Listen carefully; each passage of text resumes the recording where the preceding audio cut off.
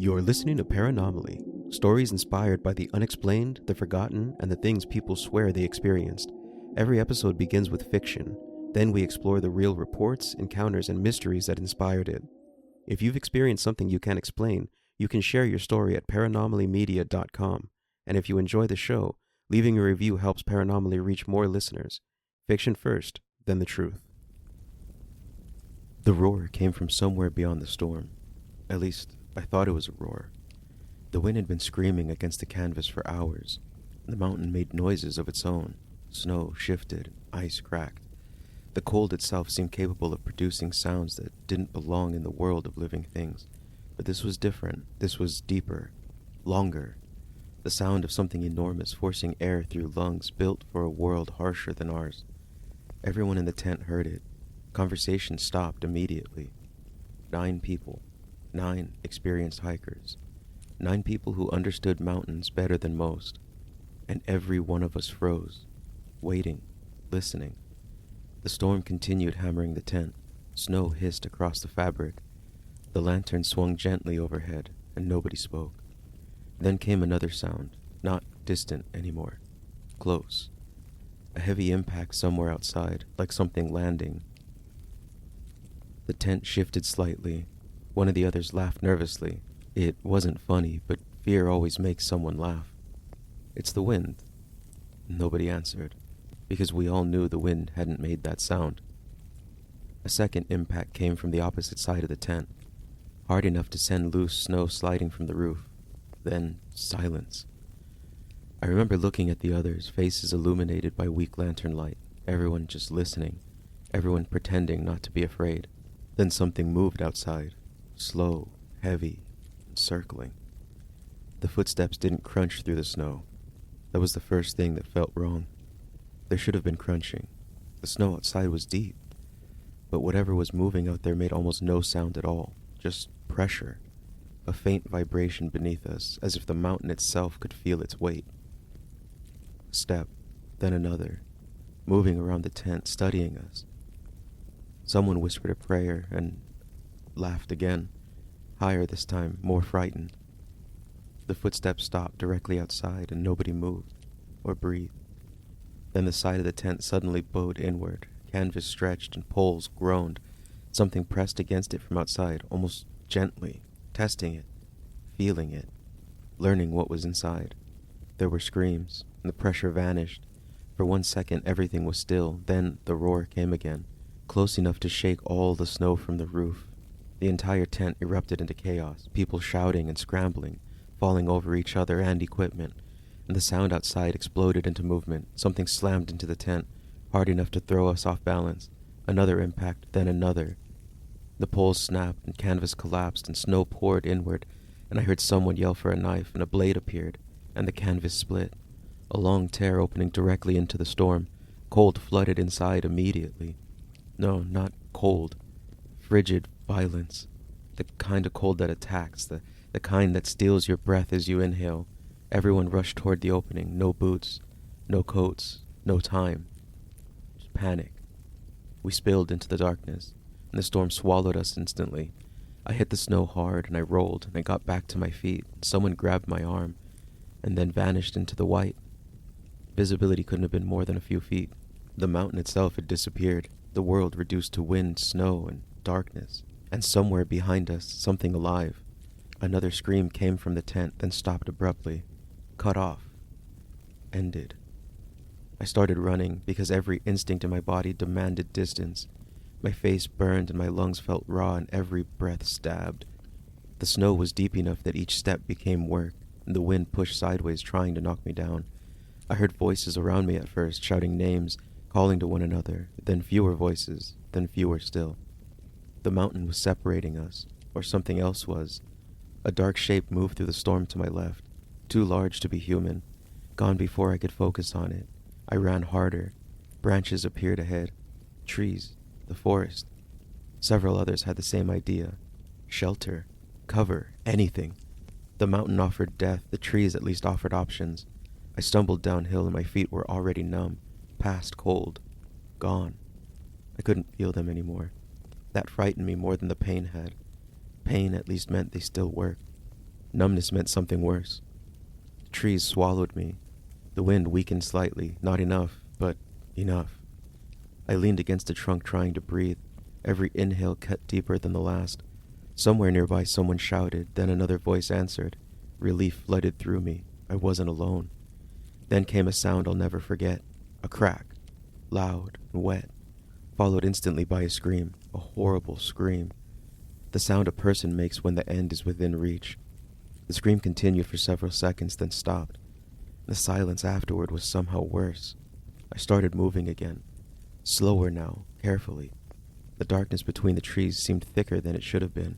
The storm hid everything, but every now and then I thought I saw movement, keeping pace, never approaching, never leaving, just watching. I found one of the others near a fallen tree. He was trying to start a fire. His hands shook uncontrollably. The skin around his fingertips had already begun turning pale. His lips were cracked and bleeding.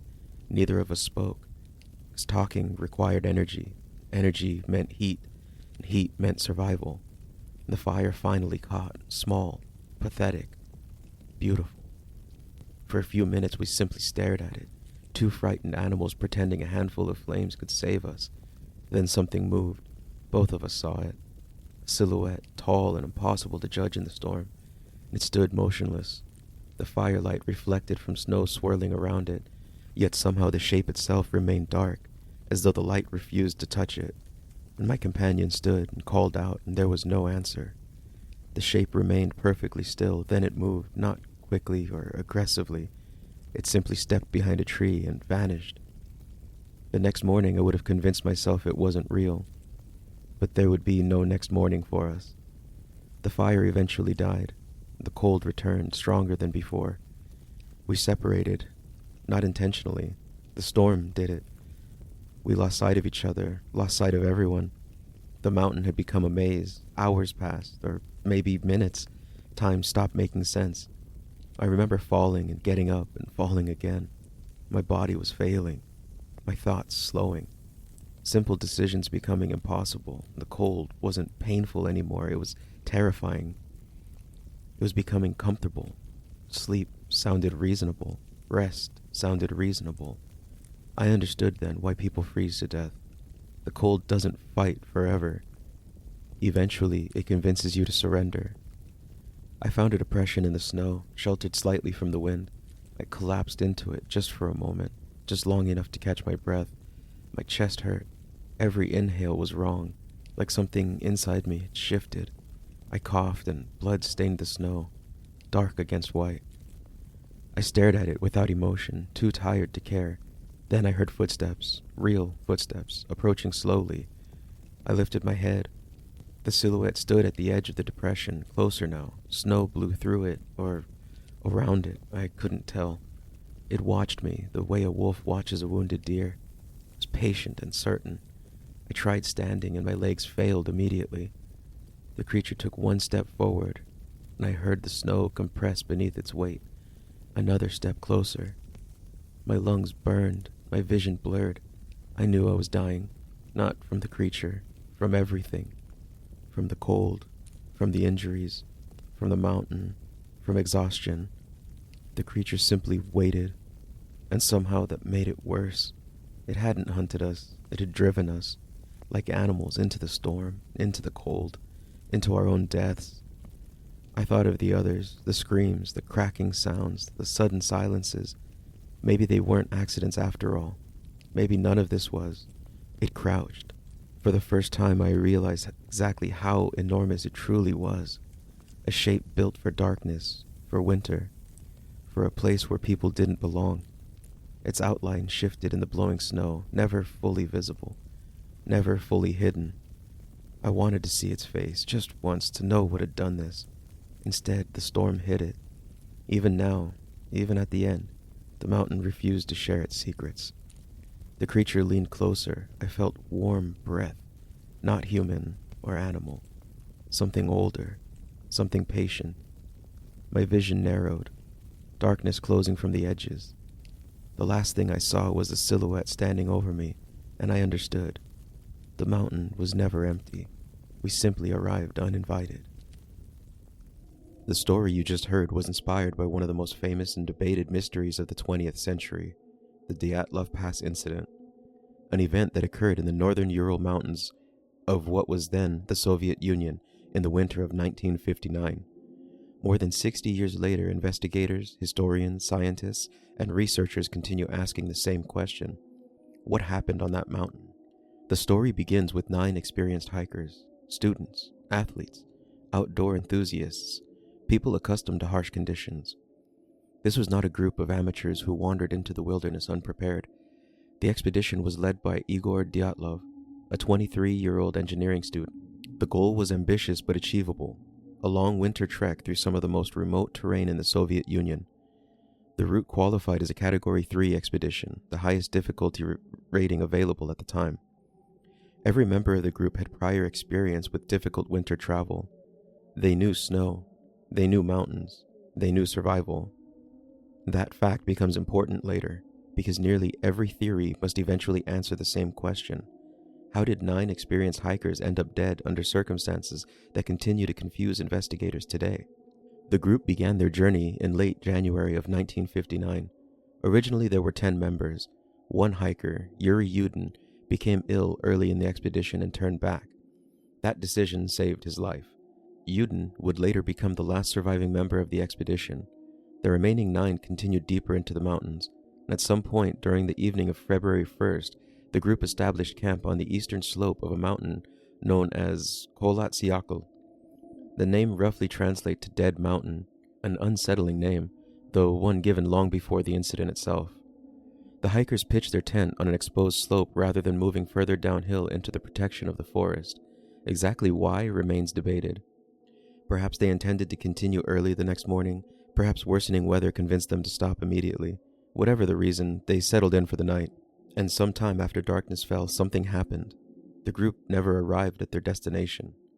When they failed to check in as scheduled, concern began to grow. Search teams were eventually organized. Students, volunteers, military personnel, rescue teams. The search continued for days. Then the tent was found, and that discovery immediately created more questions than answers. The tent was partially collapsed under snow, but the most disturbing detail was not the condition of the shelter itself, it was the exits. Investigators determined that the tent had been cut open from the inside, multiple cuts. The occupants had apparently used knives to create their own escape routes through the canvas. Now, think about that for a moment. 9 experienced hikers inside a tent in a Siberian winter, at night, and instead of leaving through the entrance, they cut their way out. Something convinced them that escaping immediately was more important than preserving their shelter, more important than collecting equipment, more important than putting on proper clothing. Footprints led away from the tent. The tracks suggest the group left largely under their own power, into the darkness, into temperatures that may have approached negative 30 degrees Celsius.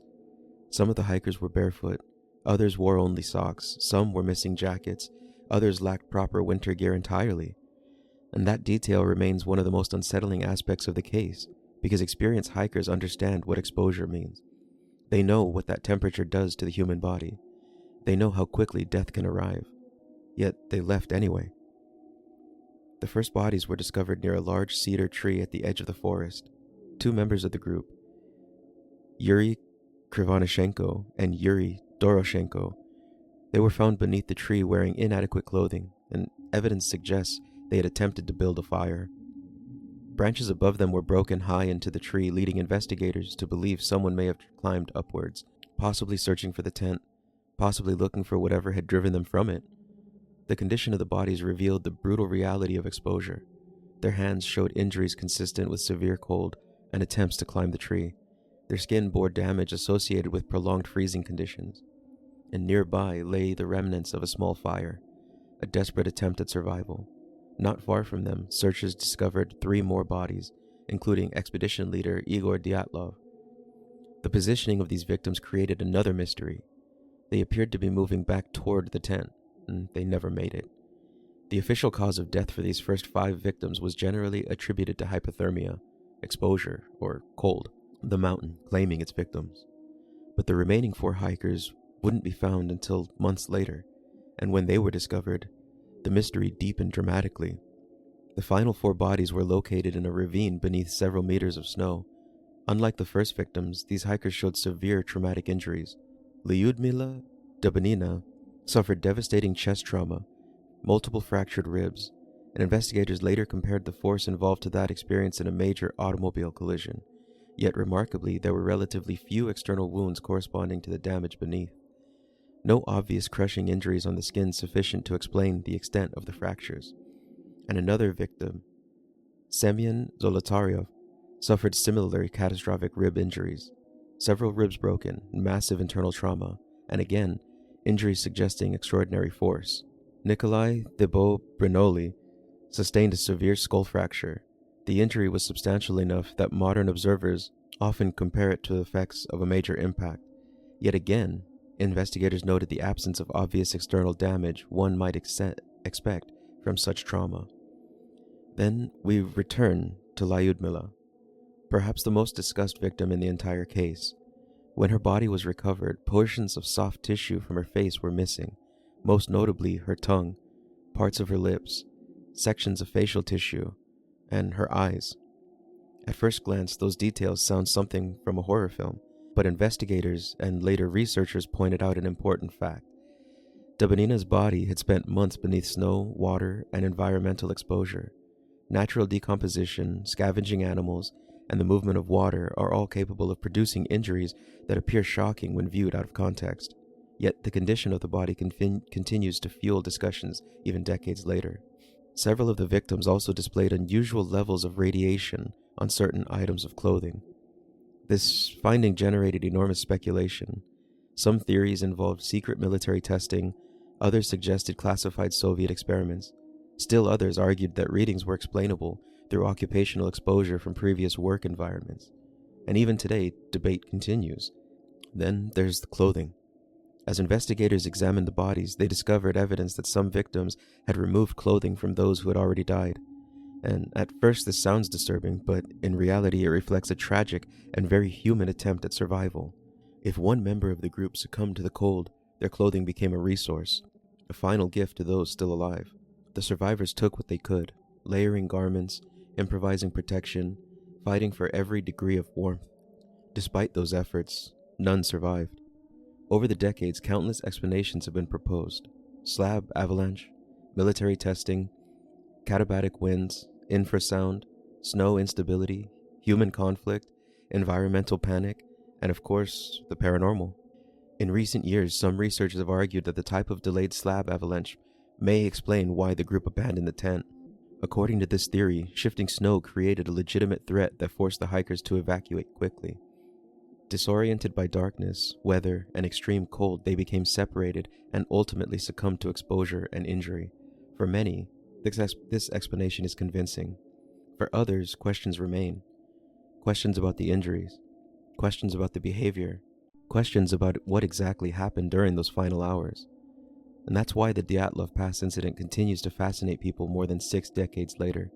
Not because the mountain was haunted, not because a monster was proven to exist, not because anyone can definitely explain what happened, but because this case reminds us of something uncomfortable.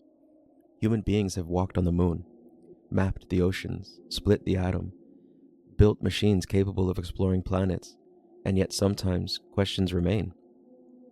9 experienced hikers entered the mountains. 9 experienced hikers died, and despite decades of investigation, modern technology, forensic analysis, scientific research, and countless theories, the final hours of their lives remain uncertain. Perhaps an answer exists. Perhaps someone has already proposed it. Or perhaps the mountain still keeps part of the story for itself. And that's possibly the most unsettling of all. Not that the truth is hidden, but that the truth was there from the beginning, buried beneath the snow, waiting, and modern science has failed to recognize it. Perhaps that's the very essence of the paranormal. Not events beyond nature, simply natural events we've yet to understand. You've been listening to Paranomaly. If you've experienced something you can't explain, share your story at paranomalymedia.com. And remember, just because something hasn't been explained yet, doesn't mean it never happened.